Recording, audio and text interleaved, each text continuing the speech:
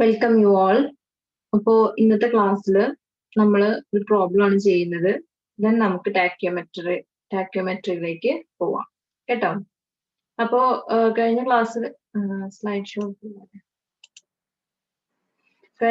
നമ്മളൊരു പ്രോബ്ലം ആയിരുന്നു ഡിസ്കസ് ചെയ്തത് അല്ലേ. എങ്ങനെയാണ് ഒരു പോയിന്റിന്റെ എലിവേഷൻ കണ്ടുപിടിക്കുന്നത് ബേസ് ആക്സസിബിൾ അല്ലെങ്കിൽ എന്നുള്ളൊരു കേസ് ആയിരുന്നു നമ്മൾ പറഞ്ഞിട്ടുണ്ടായിരുന്നത്. അപ്പൊ ഈ ഒരു ടൈപ്പ് ഓഫ് പ്രോബ്ലംസ് ആണ് സാധാരണ നമുക്ക് പബ്ലിക് എക്സാമിന് ചോദിച്ചു കണ്ടിട്ടുള്ളത്. അപ്പൊ നമുക്ക് അങ്ങനെ ഒരു പ്രോബ്ലം ആണ് ഇന്ന് നോക്കാൻ പോകുന്നത്. അപ്പൊ കഴിഞ്ഞ ക്ലാസ്സിൽ പറഞ്ഞ പ്രോബ്ലം എല്ലാവർക്കും വ്യക്തമായിട്ടുണ്ടെന്ന് വിചാരിക്കുന്നു. നമുക്ക് എലിവേറ്റഡ് ആയിട്ടുള്ള ഒരു ഒബ്ജക്റ്റ് ഉണ്ടായിരിക്കും. അപ്പം ആ ഒബ്ജക്റ്റിലേക്ക് നമുക്ക് എന്ത് ചെയ്യണം, റീഡിങ്സ് എടുക്കണം അല്ലെ. അതേപോലെ തന്നെ നമുക്ക് ആ ഒരു എലിവേറ്റഡ് ആയിട്ടുള്ള ഒബ്ജക്റ്റിന്റെ റെഡ്യൂസ്ഡ് ലെവല് അല്ലെങ്കിൽ എലിവേഷൻ കണ്ടുപിടിക്കണം. അപ്പോൾ അങ്ങനെ കണ്ടുപിടിക്കാൻ വേണ്ടിയിട്ട് നമ്മൾ നോക്കുമ്പോൾ ആ ഒരു ബേസ്, അതായത് നമ്മുടെ ആ ഒരു എലിവേറ്റഡ് ഒബ്ജക്റ്റിന്റെ ബോട്ടം സൈഡിലേക്ക് നമുക്ക് ആക്സസിബിൾ അല്ല. ഡിസ്റ്റൻസ് അറിയാമെങ്കിൽ നമുക്ക് എന്ത് ചെയ്യാം, ഡിസ്റ്റൻസ് മെഷറബിൾ ആണെങ്കിൽ നമുക്ക് ടാൻ തീറ്റ എന്നുള്ള ഫോർമുല യൂസ് ചെയ്തിട്ട്, ട്രിഗണോമെട്രിക് ഫങ്ഷൻസ് യൂസ് ചെയ്തിട്ട് നമുക്ക് എന്ത് ചെയ്യാൻ പറ്റും, ആ ഒരു ഡിസ്റ്റൻസ് കണ്ടുപിടിക്കാം. ദെൻ അത് വെച്ചിട്ട് നമുക്ക് ആ ഒരു എലിവേറ്റഡ് ഒബ്ജക്റ്റിന്റെ ഹൈറ്റ് നമുക്ക് കണ്ടുപിടിക്കാം അല്ലെ. ടാൻ തീറ്റ യൂസ് ചെയ്തിട്ടുണ്ടെങ്കിൽ നമുക്ക് അതും കിട്ടും. പക്ഷെ ബേസ് ആക്സസിബിൾ അല്ലാത്തൊരു കേസിലാണെങ്കിൽ നമ്മൾ എന്ത് ചെയ്യണം, ആ ഒരു പോയിന്റിലേക്കുള്ള മെഷർമെന്റ് എടുക്കണം അല്ലെ. എന്തൊക്കെ മെഷർമെന്റ് ആണ് എടുക്കേണ്ടത്, വെർട്ടിക്കൽ ആംഗിൾസ് മെഷർ ചെയ്യണം. അപ്പൊ രണ്ട് ഇൻസ്ട്രുമെന്റ് സ്റ്റേഷനിൽ നിന്നുകൊണ്ട് നമ്മൾ എന്ത് ചെയ്യുക, ആംഗിൾസ് മെഷർ ചെയ്യുക.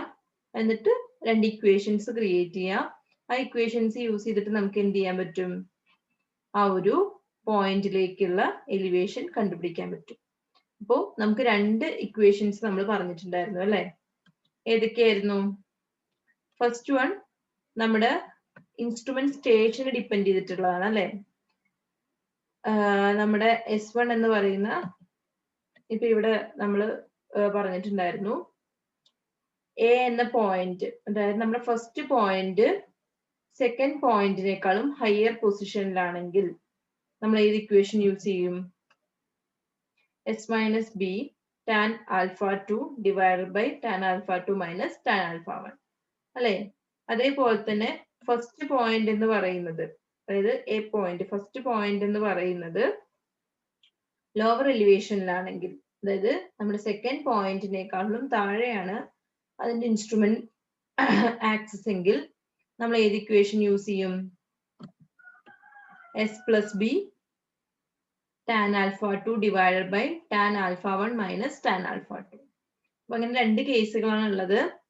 നമ്മൾ ഇത് ഏത് കേസ് ആണെന്ന് ഐഡന്റിഫൈ ചെയ്യാണ് നമ്മുടെ ഫസ്റ്റ് സ്റ്റെപ്പ് എന്ന് പറയുന്നത് അല്ലെ. എന്നിട്ട് അത് ഇക്വേഷൻസ് യൂസ് ചെയ്തിട്ട് നമ്മൾ ഡി കണ്ടുപിടിക്കും. ദെൻ ആ ഡി യൂസ് ചെയ്തിട്ട് നമുക്ക് എന്ത് ചെയ്യാൻ പറ്റും, H1 എത്രയാണ്, H2 എത്രയാണെന്നൊക്കെ കണ്ടുപിടിക്കാൻ പറ്റും. അത് വെച്ചിട്ടാണ് നമ്മൾ ആ എലിവേറ്റഡ് ഒബ്ജക്റ്റിന്റെ ഹൈറ്റ് കണ്ടുപിടിക്കേണ്ടായിരുന്നത്. ഓക്കെ, അപ്പൊ നമ്മൾ പ്രോബ്ലം 1 ഓൾറെഡി ഡിസ്കസ് ചെയ്തിട്ടുണ്ടായിരുന്നു. ഇനി നമുക്ക് പ്രോബ്ലം 2, രണ്ടാമത്തെ ഒരു പ്രോബ്ലം ആണ് ഇവിടെ തന്നിട്ടുള്ളത്. Find the RL of the top of the Chimmini from the following data. അപ്പോ നമ്മുടെ എലിവേറ്റഡ് ഒബ്ജക്റ്റ് എന്ന് പറയുന്നത് ഇവിടെ ചിമ്മിനിയാണ്. ചിമ്മിനിയിലേക്കുള്ള ഹൈറ്റ് ആണ് നമ്മൾ കണ്ടുപിടിക്കേണ്ടത്. അപ്പൊ എന്തൊക്കെ ഡാറ്റാസ് നമുക്ക് തന്നിട്ടുണ്ട് എന്നുള്ളതാണ് ഫസ്റ്റ് നോക്കാൻ പോകുന്നത്. ഇൻസ്ട്രുമെന്റ് സ്റ്റേഷൻ, ഫസ്റ്റ് നമ്മൾ ഇൻസ്ട്രുമെന്റ് എ എന്ന പോയിന്റിൽ വെച്ചു. ദെൻ ആ എ പോയിന്റിൽ നിന്നും ഷിഫ്റ്റ് ചെയ്ത് ബി എന്ന പോയിന്റിലേക്ക് ഇൻസ്ട്രുമെന്റ് ഫിക്സ് ചെയ്തു. ഓക്കെ, എ എന്ന പോയിന്റിൽ ഇൻസ്ട്രുമെന്റ് ഫിക്സ് ചെയ്തപ്പോൾ നമ്മൾ ബെഞ്ച് മാർക്കിലേക്ക് നമുക്ക് കിട്ടിയ റീഡിങ്, അതായത് ബാക്ക് സൈറ്റ് ആണ് 1.578. അതേപോലെ തന്നെ നമ്മൾ ആ ഒരു പോയിന്റിൽ നിന്നും, എ എന്ന പോയിന്റിൽ നിന്നും നമ്മുടെ ടോപ്പ് ഓഫ് ദ ചിമ്മിനിയിലേക്ക് എടുത്ത ആംഗിൾ എന്ന് പറയുന്നത് 10 ഡിഗ്രി 12 മിനിറ്റ് ആണ്. 10 ഡിഗ്രി 12 മിനിറ്റ്. ഓക്കെ, ദെൻ നമുക്ക് തന്നിട്ടുള്ളത് ബെഞ്ച് മാർക്കിന്റെ RL ആണ് 543.075. പിന്നെ നമുക്ക് തന്നിട്ടുള്ളത് എയും ബിയും തമ്മിലുള്ള ഡിസ്റ്റൻസ് ആണ്. അതായത് എ എന്ന് പറയുന്ന ഇൻസ്ട്രുമെന്റ് സ്റ്റേഷനിൽ നിന്നും ബി എന്ന ഇൻസ്ട്രുമെന്റ് സ്റ്റേഷനിലേക്കുള്ള ഡിസ്റ്റൻസ് ആണ് 30 മീറ്റർ. ദെൻ നമുക്കൊരു ഡാറ്റയും കൂടി തന്നിട്ടുണ്ട്. A and B are in line with the top of the Chimmini. നമ്മൾ ആ ഒരു സ്ട്രെയിറ്റ് ലൈനിലാണ് ഡി കൺസിഡർ ചെയ്യുന്നത്. ഓക്കെ, ദെൻ ബി എന്ന പോയിന്റിലേക്ക് ഇൻസ്ട്രുമെന്റ് ഷിഫ്റ്റ് ചെയ്തു. ബെഞ്ച് മാർക്കിലേക്ക് നമ്മൾ റീഡിംഗ് നോട്ട് ചെയ്തു, അതായത് ബാക്ക് സൈഡ് നോട്ട് ചെയ്തു. അതാണ് 1.269. ദെൻ ആ ഒരു പോയിന്റിൽ നിന്നും ടോപ്പ് ഓഫ് ദി ചിമ്മിനിയിലേക്കുള്ള ആംഗിൾ എടുത്തു, അതാണ് 8 ഡിഗ്രി 20 മിനിറ്റ്. ഇത്രയും ഡാറ്റാസ് കിട്ടിക്കഴിഞ്ഞിട്ടുണ്ടെങ്കിൽ നമ്മൾ ആദ്യം നോക്കേണ്ടത് ഫസ്റ്റ് പോയിന്റ് ആണോ സെക്കൻഡ് പോയിന്റ് ആണോ ഹയർ എലിവേഷനിൽ എന്നുള്ളതാണ്. അപ്പൊ ഇവിടെ നമുക്ക് ഫസ്റ്റ് പോയിന്റ് എ ആണ് അല്ലെ, A is the first point. അപ്പൊ അതിലേക്ക് നമ്മൾ എടുത്ത ബാക്ക് സൈറ്റ് ആണ്, ബെഞ്ച് മാർക്കിലേക്ക് എടുത്ത ബാക്ക് സൈറ്റ് ആണ് 1.578. അപ്പോൾ എ പോയിന്റ് ആണ് higher point. Okay, A point ആണ് ഹയർ പോയിന്റ്. സോ അതായത് നിങ്ങൾ എന്ത് ചെയ്യുക, മനസ്സിലാക്കി വെക്കുക. ഫസ്റ്റ് പോയിന്റ് ആണ് ഹയറിലായിട്ട് നിൽക്കുന്നത്. അപ്പൊ നമ്മൾ ഏത് ഇക്വേഷൻ യൂസ് ചെയ്യേണ്ടി വരും? S minus B tan alpha 2 എന്ന് പറഞ്ഞ ഇക്വേഷൻ അല്ലേ, divided by tan alpha 1 minus tan alpha 2. ആ ഇക്വേഷൻ തന്നെയാണ് നമ്മൾ ഇവിടെയും യൂസ് ചെയ്യുന്നത്. സോ നമ്മളിവിടെ ഫസ്റ്റ് നിങ്ങൾ എന്ത് ചെയ്താൽ മതി, ഡി എത്രയാന്നുള്ളത് കണ്ടുപിടിക്കാം കേട്ടോ. എങ്ങനെ ചെയ്താലും ഓക്കെയാണ്. ഫസ്റ്റ് ഇവിടെ നമ്മൾ ഫസ്റ്റ് ചെയ്തേക്കുന്നത് ഇൻസ്ട്രുമെന്റിന്റെ RL, അതായത് നമ്മൾ എ എന്ന പോയിന്റിൽ നമ്മൾ ഇൻസ്ട്രുമെന്റ് ഫിക്സ് ചെയ്യുമ്പോൾ ആ പോയിന്റിലേക്ക് നമുക്ക് ആ പോയിന്റ് എന്ന് പറയുന്നത് നമ്മുടെ മീൻ സീ ലെവലിൽ നിന്നും എത്ര ഹൈറ്റിലാണ്, അതാണ് എന്ത് പറയുന്നത്, RL of the instrument axis at A. Okay, ഇത് എ പോയിന്റ് ഇൻസ്ട്രുമെന്റ് ആക്സിസ് ഇവിടെയാണ് അല്ലെ, എ പോയിന്റ് അല്ലെ ഹയർ പോയിന്റ് ആയിരിക്കും. അപ്പൊ ഈ ഒരു ഹൈറ്റ് എത്രയാണ്, മീൻ സീ ലെവലിൽ നിന്നും നമ്മുടെ ഇൻസ്ട്രുമെന്റ് ആക്സിസിലേക്കുള്ള ഹൈറ്റ് എത്രയാന്നുള്ളതാണ് ഫസ്റ്റ് നമ്മൾ കാൽക്കുലേറ്റ് ചെയ്തത്. ഈ ഒരു ഹൈറ്റിന്റെ കൂടെ നമ്മൾ ഈ ഒരു H1 ആഡ് ചെയ്ത് കഴിഞ്ഞിട്ടുണ്ടെങ്കിൽ നമുക്ക് എന്ത് കിട്ടും, സി എന്ന് പറയുന്നതാണ് ടോപ്പ് ഓഫ് ദ ചിമ്മിനി എന്ന് പറയുന്നത്. ആ ഒരു പോയിന്റിലേക്കുള്ള ഹൈറ്റ് കിട്ടും. അല്ലെങ്കിൽ നമുക്ക് ബി എന്ന പോയിന്റിന്റെ ഇൻസ്ട്രുമെന്റ് ആക്സിസിൽ നിന്നും H2 ആഡ് ചെയ്താലും മതി. എങ്ങനെയാണെന്ന് വെച്ചാലും കുഴപ്പമില്ല, രണ്ടും നമ്മൾ ചെയ്ത് നോക്കുക. കാരണം രണ്ട് ചെയ്യുമ്പോഴും ഒരു ആൻസർ അല്ലേ കിട്ടുന്നു എന്നുള്ളതൊന്നും അറിയാൻ വേണ്ടിയിട്ട്. അപ്പൊ ആദ്യം നമ്മൾ എന്താ കണ്ടുപിടിക്കുന്നത്, ഇൻസ്ട്രുമെന്റ് എ എന്ന പോയിന്റിൽ ഇരിക്കുമ്പോൾ നമ്മുടെ മീൻ സീ ലെവലിൽ നിന്നും എ എന്ന പോയിന്റിൽ ഇരിക്കുന്ന ഇൻസ്ട്രുമെന്റിന്റെ ആക്സിസിലേക്കുള്ള ഈ ഒരു ഹൈറ്റ്, അതാണ് നമുക്ക് ഫസ്റ്റ് കണ്ടുപിടിക്കേണ്ടത്. അപ്പൊ ഈ ഒരു ഹൈറ്റ് കണ്ടുപിടിക്കാൻ വേണ്ടി നമ്മുടെ കയ്യിൽ എന്തൊക്കെ ഡാറ്റാസ് അവൈലബിൾ ആണ്? ഫസ്റ്റ് നമ്മുടെ ബെഞ്ച് മാർക്ക്, ഇതാണ് നമ്മുടെ ബെഞ്ച് മാർക്ക്. ഓക്കെ, ഇതാണ് നമ്മുടെ ബെഞ്ച് മാർക്ക്. അപ്പൊ ഈ ഫിഗർ നമ്മൾ വരയ്ക്കുന്നതാണ് കേട്ടോ, ഈ ഫിഗർ നമ്മൾ വരയ്ക്കുന്നതാണ്. ഇതൊരിക്കലും നമുക്ക് ക്വസ്റ്റ്യനകത്ത് തരില്ല. നിങ്ങൾ എന്ത് ചെയ്യാം, ആദ്യം ഒരു ബേസ് വരയ്ക്കുക. ബേസ് വരച്ചിട്ട് അവിടെ ബെഞ്ച് മാർക്ക് ഫസ്റ്റ് തന്നെ അടയാളപ്പെടുത്തി വെക്കുക. ഓക്കെ, ബെഞ്ച് മാർക്ക് ഫസ്റ്റ് അടയാളപ്പെടുത്തി വെക്കുക. പിന്നെ നമ്മളോട് പറഞ്ഞിട്ടുണ്ട് എ ആണോ ബി ആണോ ഹയർ പോയിന്റ് എന്നുള്ളത്. ഫസ്റ്റ് പോയിന്റ് ആയിട്ട് നമ്മൾ കൺസിഡർ ചെയ്യുന്ന പോയിന്റ് ഫസ്റ്റ് വരയ്ക്കുക. Okay, A point. അപ്പൊ നമ്മള് ഇവിടെ ഇപ്പൊ ഞാൻ ലെവലായിട്ട് വരച്ചത് കാരണം എ പോയിന്റ് ഹയറിലല്ലേ, അത് കാരണമാണ് ഇപ്പൊ ഇങ്ങനെ വെക്കുന്നത്. നിങ്ങൾ ഇൻസ്ട്രുമെന്റിന്റെ ഹൈറ്റ് കുറച്ച് കൂട്ടി കൊടുത്താലും മതി, എങ്ങനെയാണെന്ന് വെച്ചാലും ഓക്കെയാണ്. ഇപ്പൊ ഈ ഒരു ഫിഗർ വരച്ചിട്ടില്ലെങ്കിലും നമുക്ക് ഈസി ആയിട്ട് ഈ ഒരു ക്വസ്റ്റ്യൻ ചെയ്യാവുന്നതേ ഉള്ളൂ കേട്ടോ. ഡി കണ്ടുപിടിക്കുക, ഡി എത്രയാന്ന് അറിഞ്ഞു കഴിഞ്ഞിട്ടുണ്ടെങ്കിൽ നമുക്ക് എന്ത് ചെയ്യാൻ പറ്റും, ബി കണ്ടുപിടിക്കാൻ പറ്റും.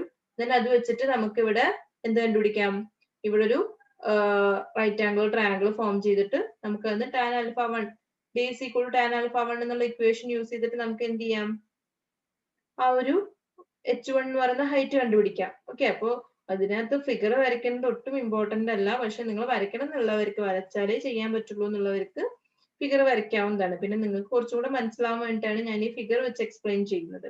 അപ്പൊ ഫിഗർ ഇല്ലെങ്കിലും ഒരു കുഴപ്പമില്ല, നമുക്ക് ചെയ്യാവുന്നതേ ഉള്ളൂ. അപ്പൊ നമുക്ക് എ പോയിന്റ് ഹയറിലാണെന്ന് പറയുമ്പോൾ എ ഇരിക്കുന്നത് കുറച്ച് ഹയർ പോയിന്റിൽ വരയ്ക്കുക, ബി കുറച്ച് ലോവറിലായിട്ട് വരയ്ക്കുക.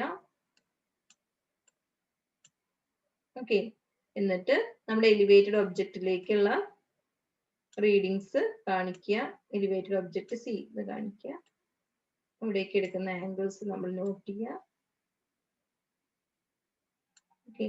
പിന്നെ ഇവിടെ വെച്ചിട്ടുള്ള സ്റ്റാഫിലേക്ക് എടുക്കുന്ന റീഡിങ്സ് ഇവിടെ എയിലേക്കും ബിയിലേക്കും ഉള്ളതൊക്കെ നോട്ട് ചെയ്യുക. ഇത്രയും വരച്ചാൽ മതി. ഓക്കെ, ഇത്രയും വരച്ചാൽ മതി. ഇപ്പൊ ഇവിടെ സ്റ്റാഫ് ഇന്റർസെപ്റ്റ് എത്രയാന്നുള്ളത് മാർക്ക് ചെയ്യുക. S1 and S2. Okay, first പോയിന്റിലേക്ക് എടുക്കുന്ന സ്റ്റാഫ് റീഡിങ്ങിനെയാണ് നമ്മൾ S1 എന്ന് പറയുന്നത്. അപ്പൊ ഇവിടെ നമ്മുടെ A പോയിന്റിലേക്ക് നമ്മൾ എടുക്കുന്ന സ്റ്റാഫ് റീഡിംഗ് ആണ് S1. അപ്പൊ S1 ആണ് ഹയർ അല്ലെ. S1ന്റെ വാല്യൂ എത്രയാ നോക്കുക. അപ്പൊ S1 കൂടുതലാണെങ്കിൽ S minus tan alpha B tan alpha എന്നുള്ള ഇക്വേഷൻ ആണ് നമ്മൾ യൂസ് ചെയ്യേണ്ടത്. ഇത് S2. S1 ആണോ S2 ആണോ ഹയർ പോയിന്റ് എന്നുള്ളത് നോക്കുക. ഓക്കെ, അപ്പൊ നിങ്ങൾ വൃത്തിക്ക് വരയ്ക്കട്ടോ. എനിക്ക് മൗസ് ഇങ്ങനെ കൃത്യമായിട്ട് നോട്ട് ചെയ്യാൻ പറ്റാത്തത് കാരണമാണ് ഞാൻ അങ്ങനെ വരച്ചത്. അപ്പൊ അങ്ങനെ നമ്മൾ ഡീറ്റെയിൽസ് ഒക്കെ അങ്ങനെ മാർക്ക് ചെയ്യുക. അങ്ങനെ മാർക്ക് ചെയ്തിട്ടില്ലെങ്കിൽ ഒരു കുഴപ്പമില്ല. ദെൻ നമ്മൾ എന്ത് ചെയ്യണം, A പോയിന്റിലെ ഇൻസ്ട്രുമെന്റ് ആക്സിലേക്കുള്ള height from the mean sea level ആണ് നമുക്ക് കണ്ടുപിടിക്കേണ്ടത്.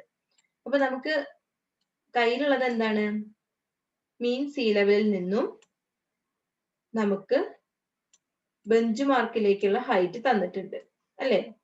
ബെഞ്ച് മാർക്ക് എന്ന് പറഞ്ഞിട്ടുണ്ടെങ്കിൽ നമുക്കറിയാം point of known elevation. Mean sea ലെവലിൽ നിന്നും ബെഞ്ച് മാർക്കിലേക്കുള്ള ഹൈറ്റ് നമുക്ക് ഓൾറെഡി ക്വസ്റ്റ്യനിൽ തന്നിട്ടുണ്ട്. അപ്പൊ അതാണ് എന്ത്, 543.075 അല്ലെ. 543.075. അപ്പൊ ഇതുവരെയുള്ള ഹൈറ്റ് നമുക്ക് കിട്ടി 543 അല്ലെ. 0.075 അങ്ങനെ എഴുതുന്നില്ല. ദെൻ നമ്മൾ കണ്ടുപിടിക്കാൻ ശ്രമിക്കുന്നത് എന്താണ്, A എന്ന പോയിന്റിലെ ഇൻസ്ട്രുമെന്റ് ആക്സിലേക്കുള്ള ഹൈറ്റ് അല്ലെ. അപ്പോ നമ്മുടെ S1 എന്ന് പറയുന്ന സ്റ്റാഫ് ഇന്റർസെപ്റ്റ് എന്ന് പറയുന്ന ആ ഒരു ഡിസ്റ്റൻസ് എന്താണ്, ആ ഒരു ഹൈറ്റ് എന്താണ്, നമ്മുടെ ബെഞ്ച് മാർക്കിന്റെ മുകളിൽ ഒരു സ്റ്റാഫ് കൊണ്ടുവയ്ക്കുമ്പോൾ ആ സ്റ്റാഫിലേക്ക് എടുക്കുന്ന റീഡിംഗ് ആണ് S1 അല്ലെ. S1 സ്റ്റാഫില് എങ്ങനെയാ റീഡിംഗ് നോട്ട് ചെയ്യാന്നൊക്കെ നിങ്ങൾക്ക് അറിയാലോ. ബോട്ടത്തില് 0 ആയിരിക്കും കൊടുത്തിട്ടുണ്ടാവുക. മുകളിലേക്ക് പോകും തോറും നമ്മൾ എന്ത് ചെയ്യും, 1 2 3 1 മീറ്റർ കൂടുമ്പോൾ. അതുപോലെ തന്നെ സാധാരണ നമ്മള് ഒരു സ്റ്റാഫിനകത്ത് സെന്റിമീറ്ററിലായിരിക്കും നമ്മൾ ഡിനോട്ട് ചെയ്തിട്ടുണ്ടായിരിക്കുക. സ്റ്റാഫില് ലീസ്റ്റ് കൗണ്ട് എന്ന് പറയുന്നത് എത്രയാണ്, 5 mm ആണ്. അതൊക്കെ നമുക്ക് അറിയാം അല്ലെ. അപ്പൊ അതൊക്കെ വെച്ചിട്ട് നമുക്ക് എന്ത് ചെയ്യാൻ പറ്റും, ഇവിടുന്ന് റീഡിംഗ് നോട്ട് ചെയ്യാൻ പറ്റും അല്ലെ. അപ്പൊ ഇത്രയും നമ്മുടെ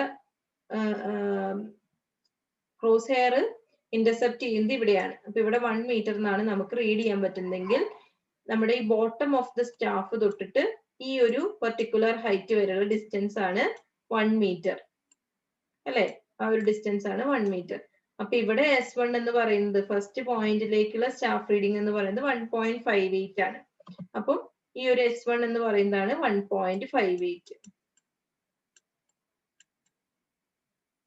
അല്ലെ. 1.58 നമുക്ക് കണ്ടുപിടിക്കേണ്ടത് ഇതുവരെയുള്ള ഹൈറ്റ് ആണല്ലേ. ഏതാണ്ട് ഇതുവരെയുള്ള ഹൈറ്റ് ആണ്. അപ്പൊ എന്ത് ചെയ്താൽ മതി, 543.075 പ്ലസ് 1.58. അപ്പൊ എന്ത് കിട്ടും, നമുക്ക് A എന്ന പോയിന്റിൽ ഫിക്സ് ചെയ്തിട്ടുള്ള ഇൻസ്ട്രുമെന്റ് ആക്സിലേക്കുള്ള ഹൈറ്റ് കിട്ടും അല്ലെ. ദെൻ നമുക്ക് എന്ത് ചെയ്യണം, B എന്ന പോയിന്റിൽ ഫിക്സ് ചെയ്തിട്ടുള്ള ഇൻസ്ട്രുമെന്റ് ആക്സിലേക്കുള്ള ഹൈറ്റ് കണ്ടുപിടിക്കണം. അതെന്ത് ചെയ്താൽ മതി, bench mark plus S2. Okay, bench mark plus S2. S2 എത്രയാണ്,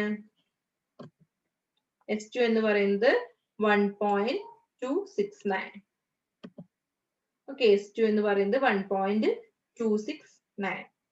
അപ്പൊ എന്ത് വരും, 543.075 പ്ലസ് 1.269. അപ്പൊ നമുക്ക് 544.344 എന്ന് കിട്ടി. അതേപോലെ തന്നെ A എന്ന പോയിന്റിൽ സെറ്റ് ചെയ്തിട്ടുള്ള ഇൻസ്ട്രുമെന്റ് ആക്സിലേക്കുള്ള ഹൈറ്റ് എന്ന് പറയുന്നത് എത്രയാണ്, 544.653 എന്ന് കിട്ടി. ഇനി നമുക്ക് എന്ത് ചെയ്യണം, D കണ്ടുപിടിക്കണം അല്ലെ. D കണ്ടുപിടിക്കാൻ നമുക്ക് എന്തൊക്കെ ആവശ്യമാണ്, D is equal to നമുക്കറിയാം എന്താ equation, D is equal to ഇതാണ് നമ്മുടെ equation, S minus B tan alpha 2 അല്ലെ. അപ്പൊ നമ്മൾ എന്ത് ചെയ്യണം, tan alpha 1 divided by tan alpha 2 minus tan alpha 1. അപ്പൊ ഇതിൽ നമുക്ക് അൺനോൺസ് ഏതൊക്കെയാണ്, S, B, alpha 2, alpha 1 അല്ലെ. അപ്പൊ ഈ ക്വാണ്ടിറ്റീസ് എല്ലാം നമുക്ക് ഈ ക്വസ്റ്റ്യനിൽ തന്നിട്ടുണ്ട്. അപ്പൊ ആദ്യം നമ്മൾ എന്ത് ചെയ്യാം, ഏതൊക്കെ ക്വാണ്ടിറ്റീസ് ആണ് നമുക്ക് ക്വസ്റ്റ്യനിൽ തന്നിട്ടുള്ളത് കൃത്യമായിട്ട് നോട്ട് ചെയ്യാം. അപ്പൊ നമ്മൾ അവിടെ ക്വസ്റ്റ്യനിൽ നോക്കി കഴിഞ്ഞിട്ടുണ്ടെങ്കിൽ നമുക്ക് മനസ്സിലാവും. This is S1, then S1, S1. This is S2, S2. This is alpha 1. ഇതാണ് alpha 1. ഇതാണ് alpha 2. Okay, alpha 1, alpha 2. ഇത്രയും കാര്യങ്ങൾ പോലെ നമുക്ക് D കണ്ടുപിടിക്കാൻ. സോ അതെല്ലാം നമുക്ക് സബ്സ്റ്റിറ്റ്യൂട്ട് ചെയ്യാം.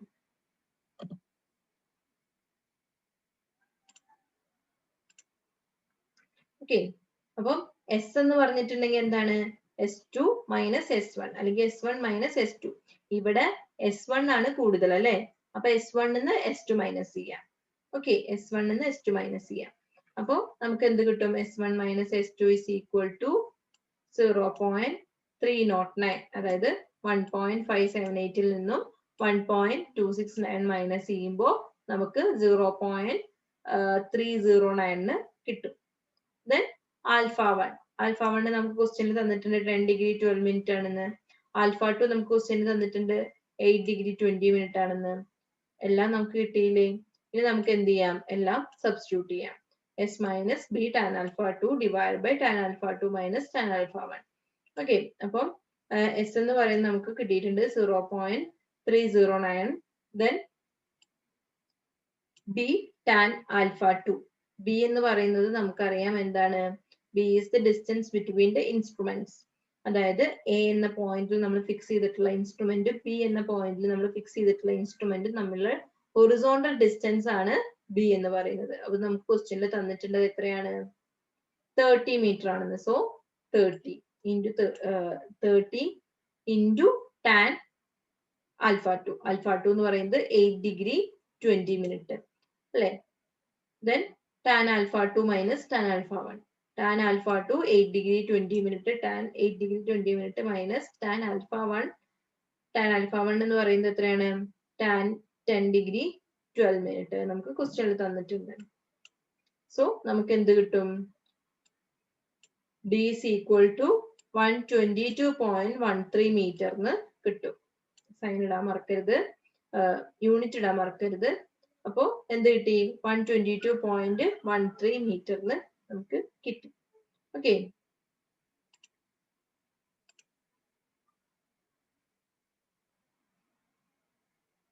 അപ്പൊ ഇവിടെ നിങ്ങൾ സൈൻ ഇടുമ്പോൾ ശ്രദ്ധിക്കുക, ഇവിടെ രണ്ട് നെഗറ്റീവ് ആയത് കാരണം ഇത് രണ്ടും എന്ത് ചെയ്തു, ക്യാൻസൽ ചെയ്ത് പോയി. ഇനിയിപ്പോ നിങ്ങൾക്ക് നെഗറ്റീവ് വന്നാൽ കൂടെ നിങ്ങൾ എന്ത് ചെയ്യണം, വിതൗട്ട് കൺസിഡറിങ് സൈൻ നമ്മൾ എടുക്കണം. കാരണം നമ്മൾ ഡിസ്റ്റൻസ് അല്ലേ കാൽക്കുലേറ്റ് ചെയ്യുന്നത്, നമുക്ക് സൈനിന്റെ ആവശ്യമില്ല. ഓക്കെ, അപ്പൊ എല്ലാവരും ഒന്ന് എഴുതിയെടുക്കാം കേട്ടോ.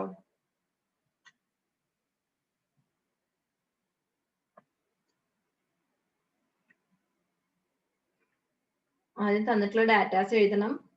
ഡാറ്റാസ് എഴുതി കഴിഞ്ഞിട്ട് എ എന്ന പോയിന്റിൽ നമ്മൾ ഫിക്സ് ചെയ്തിട്ടുള്ള ഇൻസ്ട്രുമെന്റ് ആക്സിലേക്കുള്ള ഹൈറ്റും, അതേപോലെ തന്നെ ബി എന്ന പോയിന്റിൽ ഫിക്സ് ചെയ്തിട്ടുള്ള ഇൻസ്ട്രുമെന്റ് ആക്സിലേക്കുള്ള ഹൈറ്റ് നമ്മൾ കണ്ടുപിടിക്കാം. RL of instrument axis at B and RL of instrument axis at A. Figure നിങ്ങൾക്ക് വേണ്ടവർക്ക് വരച്ചെടുക്കാം, ഫിഗർ വരച്ചില്ലെങ്കിലും കുഴപ്പമൊന്നുമില്ല.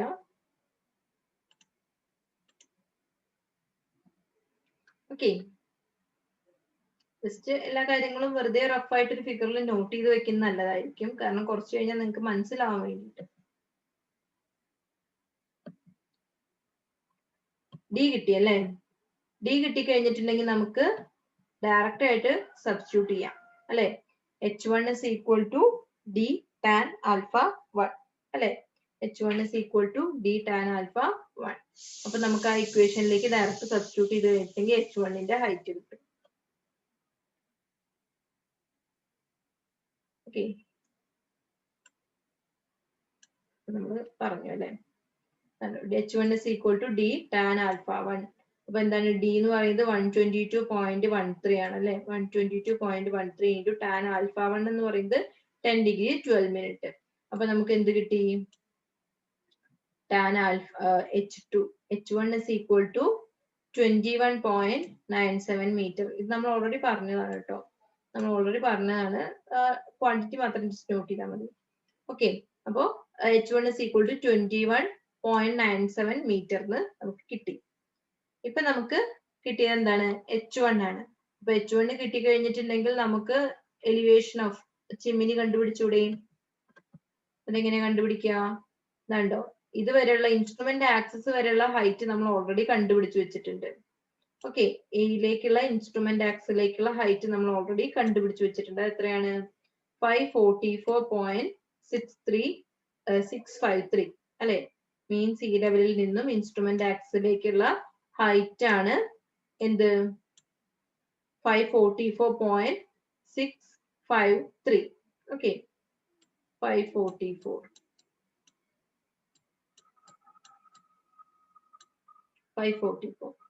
ദെൻ നമുക്ക് എന്ത് വേണം? ഇൻസ്ട്രുമെന്റ്, നമ്മുടെ ചിമ്മിനിയുടെ ടോപ്പ് എന്ന് പറയുന്നത് ഈ സി പോയിന്റ് ആണ്. അതുവരേക്കുള്ള ഹൈറ്റ് എന്ന് പറഞ്ഞിട്ടുണ്ടെങ്കിൽ, അതായത് ഇൻസ്ട്രുമെന്റ് ആക്സിസിൽ നിന്നും നമ്മുടെ ചിമ്മിനിയുടെ ടോപ്പിലേക്കുള്ള ഹൈറ്റ് എന്ന് പറഞ്ഞിട്ട് ഇവിടെ കാണിച്ചിട്ടുള്ള പോയിന്റ് ഏതാണ്? H1 ആണ് അല്ലെ? H1 ആണ്. അപ്പൊ ഇത് ട്രിഗണോമെട്രിക് റിലേഷൻസ് യൂസ് ചെയ്തിട്ട് നമുക്ക് കണ്ടുപിടിച്ചൂടെ? എന്താണ്? tan α1 is equal to H1 divided by D എന്ന് വരും അല്ലെ? ഈ ഒരു ക്യാപിറ്റൽ D എന്ന് വരും. അപ്പൊ നമുക്കതിന് H1 is equal to D into tan α1 എന്ന് എഴുതാം അല്ലെ? അപ്പൊ നമുക്ക് എന്ത് കിട്ടും? H1 എന്ന് പറയുന്ന ക്വാണ്ടിറ്റി നമുക്ക് കണ്ടുപിടിക്കാം. ദെൻ ആ H1 കിട്ടിക്കഴിഞ്ഞിട്ടുണ്ടെങ്കിൽ, ഇപ്പൊ H1ന്റെ ഹൈറ്റ് നമ്മൾ ഓൾറെഡി കണ്ടുപിടിച്ചു. അപ്പം ഇൻസ്ട്രുമെന്റ് ആക്സിസ് വരെയുള്ള ഹൈറ്റ് എന്ന് പറയുന്നത് 544.653 ആണ്.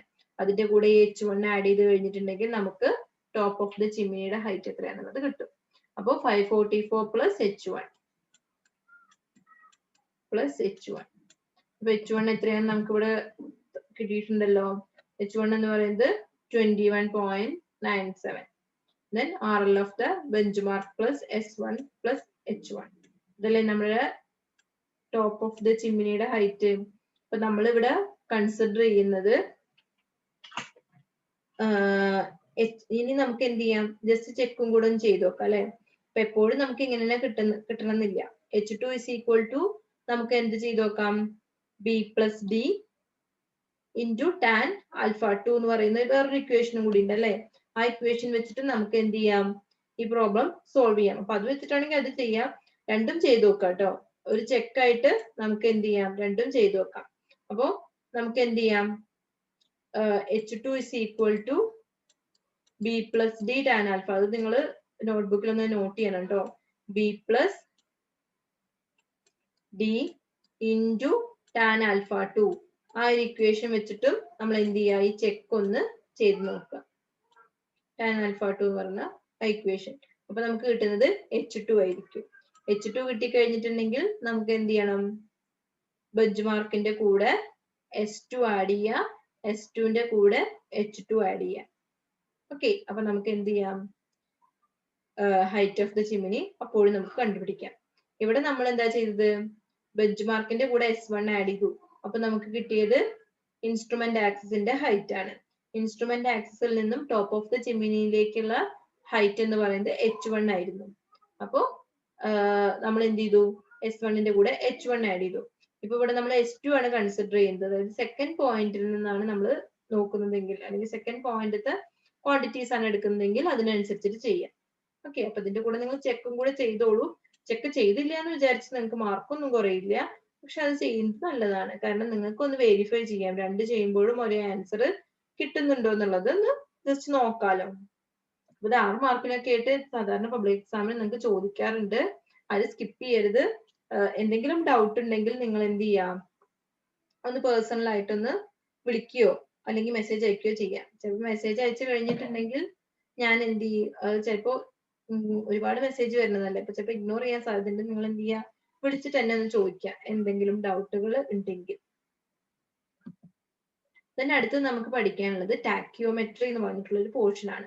ഇപ്പൊ നമ്മൾ ഹൈറ്റ് ആൻഡ് ഡിസ്റ്റൻസസ് എന്ന് പറയുന്ന ആ ഒരു പോർഷൻ കംപ്ലീറ്റ് ചെയ്തു. അതിൽ മെയിൻ ആയിട്ട് നിങ്ങൾക്ക് പഠിക്കാനുള്ളത് ആ ഒരു പ്രോബ്ലം ആണ്. ആ പ്രോബ്ലത്തിൽ നിന്നാണ് സാധാരണ എപ്പോഴും ക്വസ്റ്റ്യൻ ചോദിച്ച് കണ്ടിട്ടുള്ളത്. അപ്പൊ ആ പ്രോബ്ലം നന്നായിട്ട് പഠിക്കുക. ദെൻ നമുക്കിനി പഠിക്കാനുള്ളത് ടാക്യോമെട്രി എന്ന് പറഞ്ഞിട്ടുള്ള ഒരു പോർഷൻ ആണ്. നമ്മൾ 3rd മൊഡ്യൂളിലെ സെക്കൻഡ് പോർഷൻ എന്ന് പറയാം. ഇനി ടാക്യോമെട്രി ആയിട്ട് ബന്ധപ്പെട്ട കാര്യങ്ങളാണ് നമ്മൾ കംപ്ലീറ്റ് പറയുന്നത്. അപ്പോൾ നമുക്ക് എന്താ ടാക്യോമെട്രി എന്ന് അറിയണം അല്ലെ. ടാക്യോമെട്രി എന്ന് പറഞ്ഞിട്ടുണ്ടെങ്കിൽ എന്താണ്? ടാക്യോമെട്രി എന്ന് പറഞ്ഞിട്ടുണ്ടെങ്കിൽ നമ്മൾ ടാക്യോമീറ്റർ യൂസ് ചെയ്തിട്ട് നമ്മൾ സർവേ ചെയ്യുമ്പോൾ അതിനെയാണ് നമ്മൾ എന്ത് പറയുന്നത്? ടാക്യോമെട്രി എന്ന് പറയുന്നത്. ഓക്കെ, അപ്പൊ ഈ ഒരു ടാക്യോമെട്രിക് സർവേയില് നമ്മൾ മെയിൻ ആയിട്ടും ആംഗുലർ മെഷർമെന്റ്സ് മാത്രമേ എടുക്കുള്ളൂ. ഓക്കെ, ഹൊറിസോണ്ടൽ ഡിസ്റ്റൻസസ് എടുക്കാൻ പറ്റാത്ത സന്ദർഭങ്ങളിൽ നമ്മൾ ആംഗുലർ മെഷർമെന്റ്സ് മാത്രം എടുത്തുകൊണ്ട് സർവേ ചെയ്യുന്നതിനെയാണ് നമ്മൾ എന്ത് പറയുന്നത്? ടാക്യോമെട്രിക് സർവേ എന്ന് പറയുന്നത്. ഇതിനകത്ത് നമ്മൾ ഹൊറിസോണ്ടൽ ഡിസ്റ്റൻസും വെർട്ടിക്കൽ ഡിസ്റ്റൻസും എല്ലാം ആംഗുലർ ഒബ്സർവേഷൻസ് യൂസ് ചെയ്തിട്ടാണ് കണ്ടുപിടിക്കുന്നത്. ഡയറക്റ്റ് ആയിട്ട് നമ്മൾ മെഷർ ചെയ്യുന്നില്ല, പകരം ആംഗുലർ മെഷർമെന്റ്സും അതുപോലെ തന്നെ ആംഗുലർ മെഷർമെന്റ്സ് മാത്രം യൂസ് ചെയ്തുകൊണ്ട് നമ്മൾ എന്ത് ചെയ്യാണ്? ഹൊറിസോണ്ടൽ ഡിസ്റ്റൻസും വെർട്ടിക്കൽ ഡിസ്റ്റൻസും ഒക്കെ കണ്ടുപിടിക്കാണ്. അപ്പൊ ഈ ഒരു കേസ് എന്ന് പറയുന്നത് നമ്മൾ സാധാരണ ഇപ്പൊ നമുക്ക് ആംഗുലർ മെഷർമെന്റ്സ് മാത്രം എടുക്കാൻ പറ്റുന്ന സന്ദർഭങ്ങൾ, അതായത് ഹൊറിസോണ്ടൽ ഡിസ്റ്റൻസ് എടുക്കാൻ വളരെ ബുദ്ധിമുട്ടുള്ള കേസസുകളിലാണ് നമ്മൾ ഈ ഒരു ടാക്യോമെട്രിക് സർവേ അഡോപ്റ്റ് ചെയ്യുന്നത്. ഹൊറിസോണ്ടൽ ഡിസ്റ്റൻസ് എടുക്കാൻ ബുദ്ധിമുട്ടുള്ള സന്ദർഭങ്ങളിൽ ഏതൊക്കെയാ വരിക? അതായത് നമ്മൾ ഗ്രൗണ്ട് വളരെ അണ്ടുലേറ്റഡ് ആണ്. ഗ്രൗണ്ട് വളരെയധികം അണ്ടുലേറ്റഡ് ആണെങ്കിൽ നമുക്ക് ഹൊറിസോണ്ടൽ ഡിസ്റ്റൻസ് കൃത്യമായിട്ട് എടുക്കാൻ പറ്റില്ല അല്ലെ. അപ്പൊ അങ്ങനെയുള്ള ഒരു കേസിൽ നമുക്ക് ടാക്യോമെട്രി ആണ് യൂസ് ചെയ്യുന്നത്. അതുപോലെ തന്നെ വളരെ ഡിസ്റ്റന്റ് ആയിട്ടുള്ള ഒരു ഒബ്ജക്റ്റിനെയാണ് നമുക്ക് സർവേ ചെയ്യേണ്ടതെങ്കിൽ നമ്മൾ ടാക്യോമെട്രി ആണ് യൂസ് ചെയ്യുന്നത്. അപ്പോൾ അതുപോലെ തന്നെ ഒരുപാട് ടെഡിയസ് ആയിട്ടുള്ള വർക്കിനും നമ്മൾ ടാക്യോമെട്രി ആണ് യൂസ് ചെയ്യുന്നത്. ആംഗുലർ മെഷർമെന്റ്സ് മാത്രം എടുത്താൽ മതിയല്ലോ. ഓക്കെ, അപ്പോ adopted in rough and difficult terrain where direct leveling and chaining are not possible. നമുക്ക് ഡയറക്റ്റ് ചെയിനിങ്ങും അതുപോലെ തന്നെ ലെവലിംഗും ഒക്കെ ചെയ്യാൻ വളരെ ബുദ്ധിമുട്ടുള്ള കേസുകളിലാണ് നമ്മൾ ടാക്യോമെട്രി അഡോപ്റ്റ് ചെയ്യുന്നത്. ഓക്കെ, അപ്പൊ നമുക്ക് ഇതിന്റെ പർപ്പസ് എന്തൊക്കെയാന്ന് നോക്കാം. മെയിൻ ആയിട്ട് നമ്മൾ കോണ്ടൂർ പ്ലാൻസ് പ്രിപ്പയർ ചെയ്യാൻ വേണ്ടിയിട്ടാണ് ടാക്യോമെട്രിക് സർവേ യൂസ് ചെയ്യുന്നത്. കോണ്ടൂർ പ്ലാൻസ് പ്രിപ്പയർ ചെയ്യാൻ വേണ്ടിട്ട്. എന്താ കോണ്ടൂർസ്? നമ്മൾ കഴിഞ്ഞ സർവേയിങ് 1 പഠിച്ചിട്ടുണ്ട്. എന്താ കോണ്ടൂർ? കോണ്ടൂർ എന്ന് പറഞ്ഞിട്ടുണ്ടെങ്കിൽ points of equal elevations. Equal elevations ഉള്ള പോയിന്റ്സിനെ തമ്മിൽ കണക്ട് ചെയ്തിട്ട് നമ്മൾ വരയ്ക്കുന്ന ലൈൻസിനെയാണ് നമ്മൾ കോണ്ടൂർ ലൈൻ എന്ന് പറയുന്നത് അല്ലെ. അപ്പൊ നമുക്ക് കോണ്ടൂർ പ്ലാൻ വരയ്ക്കണം എന്നുണ്ടെങ്കിൽ ഒരുപാട് പോയിന്റ്സിന്റെ എലിവേഷൻസ് എത്രയാന്നുള്ളത് അറിയണം. ഒരുപാട് പോയിന്റ്സിന്റെ എലിവേഷൻസ് നമ്മൾ കണ്ടുപിടിക്കണം. സാധാരണ നമ്മൾ ഈ കോണ്ടൂർ എന്തിനു മാത്രമാണ്? ആർട്ടിഫിഷ്യൽ ആയിട്ടുള്ള വർക്കിനല്ല, നാച്ചുറൽ ആയിട്ടുള്ള കാര്യങ്ങൾക്ക് മാത്രം. നാച്ചുറൽ ഹിൽസ്, പോണ്ട് അങ്ങനെയുള്ള സാധനങ്ങൾക്ക് മാത്രമാണ് നമ്മൾ ആർട്ടിഫിഷ്യൽ കൺസ്ട്രക്ഷൻസിന് നമ്മൾ കോണ്ടൂർസ് പറയില്ല. ഓക്കെ, അപ്പൊ നാച്ചുറൽ ആയിട്ടുള്ള ഇതിന് മാത്രമേ നമ്മൾ കോണ്ടൂർ പോയിന്റ്സ് ഫിക്സ് ചെയ്യുള്ളൂ. അപ്പൊ നമ്മൾ പോയിന്റ്സ് ഓഫ് ഈക്വൽ എലിവേഷൻസിനെയാണ് കോണ്ടൂർസ് എന്ന് പറയുന്നത്, കോണ്ടൂർ ലൈൻ എന്ന് പറയുന്നത്. കോണ്ടൂർ ലൈൻസ് യൂസ് ചെയ്തിട്ട് പ്ലോട്ട് ചെയ്യുന്ന പ്ലാൻസിനെ മാപ്പിനെയൊക്കെയാണ് നമ്മൾ കോണ്ടൂർ പ്ലാൻ, കോണ്ടൂർ മാപ്പ് എന്നൊക്കെ പറയുന്നത്.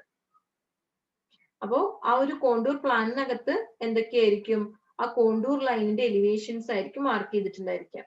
അപ്പോ കോണ്ടൂർ ലൈൻ നമ്മൾ കണ്ടു കഴിഞ്ഞിട്ടുണ്ടെങ്കിൽ ആ കോണ്ടൂർ ലൈനിനെല്ലാം, അതായത് നമ്മളൊരു ലൈനാണ് നമ്മൾ റെപ്രസെന്റ് ചെയ്യാൻ യൂസ് ചെയ്യുന്നത് അല്ലെ.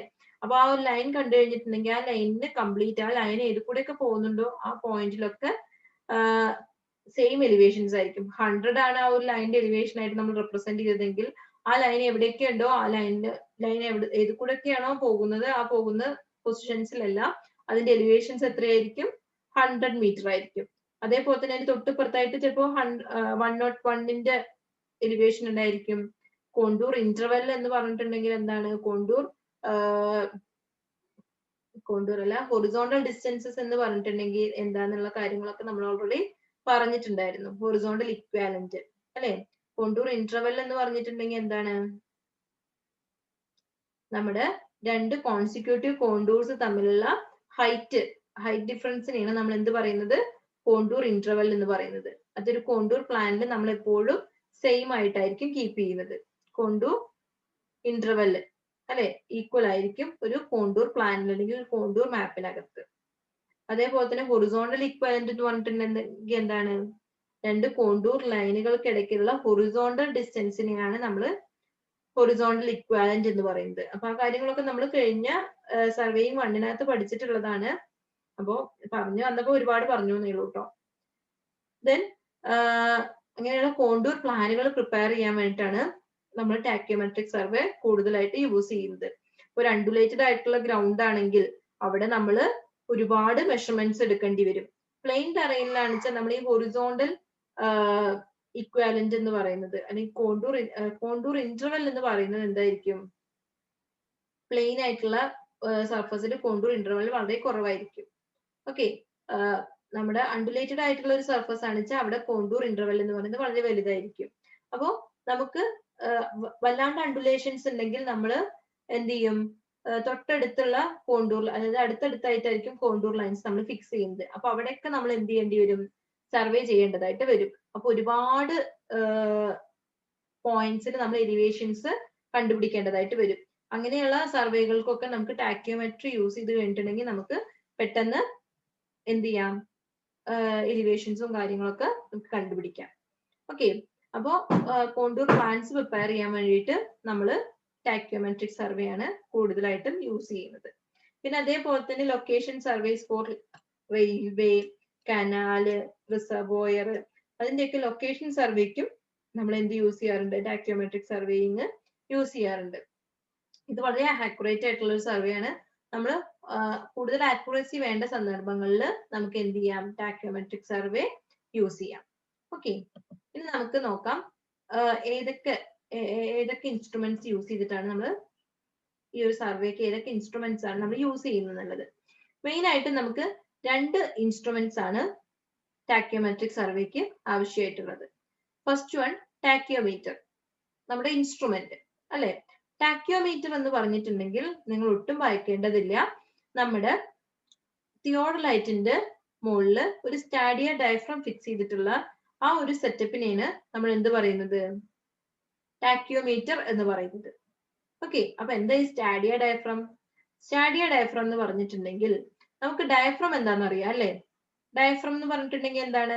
നമ്മുടെ ഐ പീസിന്റെ തൊട്ട് ഫ്രണ്ടിലായിട്ട് ക്രോസ് ഹെയർസ് പ്രൊവൈഡ് ചെയ്തിട്ടുള്ള ലെൻസിനെയാണ് നമ്മൾ എന്ത് പറയുന്നത്?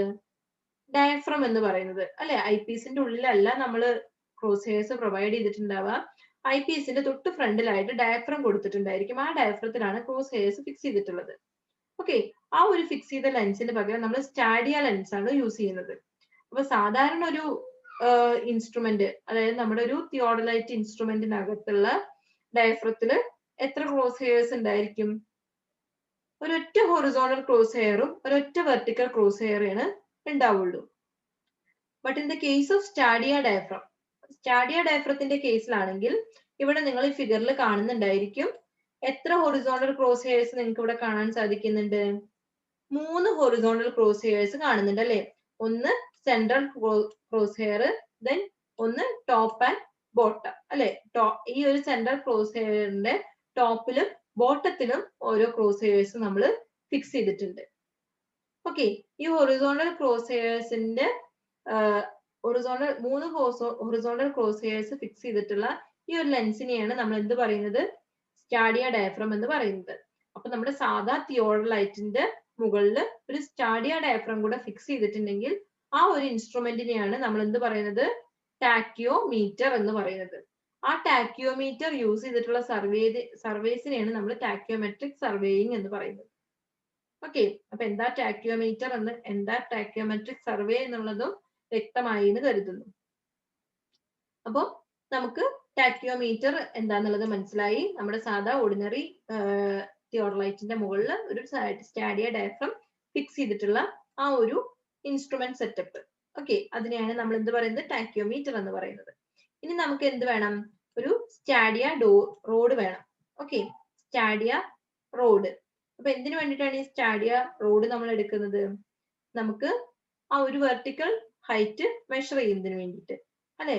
അപ്പൊ സാധാരണ നമ്മൾ 100 മീറ്റർ വരെയുള്ള ഒരു സർവേ ആണ്. അതായത് നമ്മൾ ഹൊറിസോണ്ടൽ ഡിസ്റ്റൻസ് എന്ന് പറയുന്നത് ഒരു 100 മീറ്ററിന്റെ ഉള്ളിൽ നിൽക്കും. അങ്ങനെയുള്ള കേസസുകളിൽ നമ്മൾ ഓർഡിനറി ലെവലിംഗ് സ്റ്റാഫുകളാണ് യൂസ് ചെയ്യുന്നത് അല്ലെ.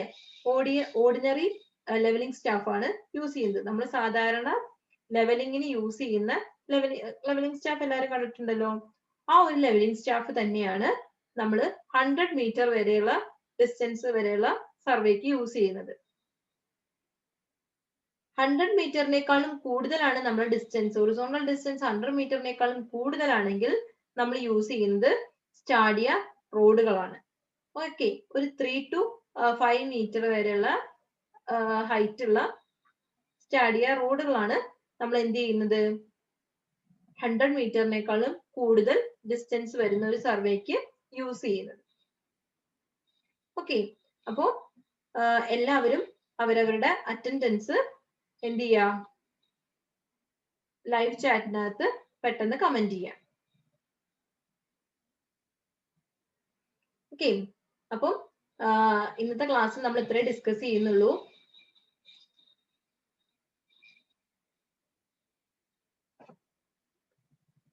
ഈ ഒരു ടാക്യോമെട്രി യൂസ് ചെയ്തിട്ടുള്ള സർവേസ് ആണ് ഇനി അടുത്ത ക്ലാസ്സിൽ പറയാനുള്ളത്. ടാക്യോമെട്രിക് സർവേയിങ്, ഏതൊക്കെ ടൈപ്പ് ടാക്യോമെട്രിക് സർവേയിങ് ഉണ്ട്, എങ്ങനെയാണ് നമ്മൾ വെർട്ടിക്കൽ ഹൈറ്റ് കണ്ടുപിടിക്കുന്നത്, ഡിസ്റ്റൻസ് ഒന്നും നമുക്ക് മെഷർ ചെയ്യാൻ പറ്റിയില്ലെങ്കിൽ കൂടെ എങ്ങനെയാണ് നമ്മൾ ഡിസ്റ്റൻസ് കണ്ടുപിടിക്കുന്നത്, ഹൊറിസോണ്ടൽ അതായത് നമ്മൾ വെർട്ടിക്കൽ ആംഗിൾസ് യൂസ് ചെയ്തിട്ട് എങ്ങനെയാണ് ഡിസ്റ്റൻസ് കണ്ടുപിടിക്കുന്നത്, അതിന്റെ മെത്തേഡ്സ് എന്തൊക്കെയാണ് എന്നുള്ള കാര്യങ്ങളൊക്കെയാണ് ഇനി അടുത്ത ക്ലാസ്സുകളിലായിട്ട് നമുക്ക് ഡിസ്കസ് ചെയ്യാനുള്ളത്. ഓക്കെ, എല്ലാവരും കമന്റ് ബോക്സിനകത്ത് പെട്ടെന്ന് കമന്റ് ചെയ്യാം.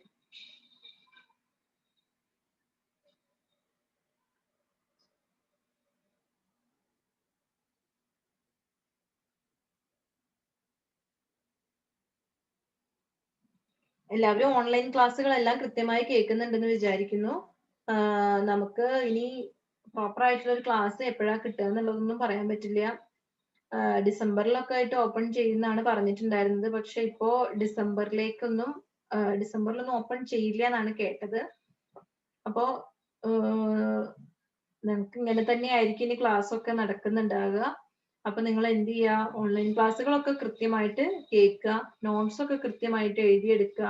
എക്സാം വരുമ്പോ കണ്ണ് വീഴ്ചയിരുന്നിട്ട് ഒരു കാര്യം ഉണ്ടാവില്ല. ഓക്കെ, അപ്പോ നിങ്ങൾ അതിന്റെ മുന്നേ തന്നെ എല്ലാ കാര്യങ്ങളും കൃത്യമായിട്ട് നോട്ട് ചെയ്ത് വെക്കുക കേട്ടോ.